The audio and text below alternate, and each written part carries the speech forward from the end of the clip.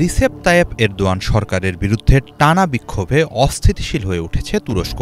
রাজপথে নেমে সরকার পতনের ডাক দিচ্ছে বিশ্ববিদ্যালয় শিক্ষার্থীরা। এক দশকেরও বেশি সময়ের মধ্যে দেশটিতে এটি সর্ববৃহৎ বিক্ষোভ।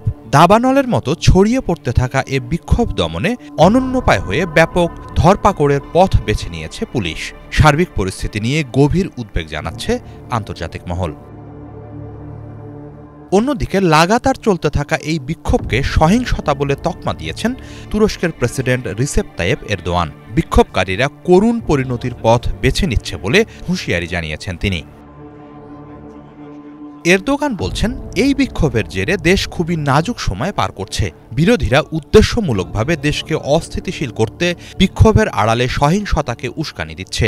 যারা দেশকে অস্থিতিশীলতার দিকে ঠেলে দিচ্ছে তাদের বরদাস্ত করা হবে না বলে কঠোর বার্তা দিয়েছেন তিনি। উদ্ভূত পরিস্থিতিতে সবাইকে ধৈর্য ধারণ ও কাণ্ডজ্ঞান বিবেচনা করে চলার আহ্বান জানান প্রেসিডেন্ট।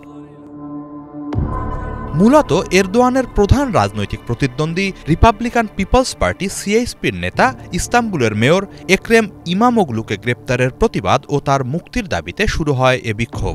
২০২৮ সালে এরদোয়ানের বিপরীতে সিএইচপির প্রেসিডেন্ট প্রার্থী ইমামোগলু তাকে দুর্নীতির অভিযোগে গ্রেপ্তার করা হয়েছে। তবে ইমামোগলুর দাবি, তার বিরুদ্ধে আনা অভিযোগ রাজনৈতিক উদ্দেশ্য প্রণোদিত। বিরোধী শক্তিকে কোণঠাসা করতেই এ পথ বেছে নিয়েছেন এরদোয়ান। তবে এরদোয়ান এ দাবি নাকচ করে দিয়েছেন। এরপরও বিক্ষোভ থামছে না। টানা বিক্ষোভের ধারাবাহিকতায় ২৬ মার্চও রাজপথে নামে বিশ্ববিদ্যালয় শিক্ষার্থী থেকে শুরু করে হাজার হাজার মানুষ। এর আগে ২৫ মার্চ ইস্তাম্বুলের বিভিন্ন বিশ্ববিদ্যালয়ের শিক্ষার্থীরা রাজপথে মিছিল করে। এ সময় সরকার পতনের দাবিতে স্লোগান দেয় তারা। প্রধান বিরোধী দল সিএইচপিও এদিন ইস্তাম্বুলে সিটি হলের সামনে বিক্ষোভ করে। ২৯ মার্চ বড়সড় বিক্ষোভ মিছিল করার পরিকল্পনা করছে দলটি। এদিকে পরিস্থিতি নিয়ন্ত্রণে ইস্তাম্বুলে বিপুল পরিমাণ দাঙ্গা পুলিশ মোতায়েন করা হয়েছে। নিষিদ্ধ করা হয়েছে যে কোনো ধরনের বিক্ষোভ। এ অবস্থায় পরিচয় আড়াল রাখতে মুখে মাস্ক পরে মিছিলে অংশ নিচ্ছে শিক্ষার্থী ও বিক্ষোভকারীরা। চলমান এই বিক্ষোভ দমনে গত কয়েকদিনে শিক্ষার্থী, সাংবাদিক, আইনজীবী সহ ১৫০০ মানুষকে আটক করেছে এরদোয়ান সরকার।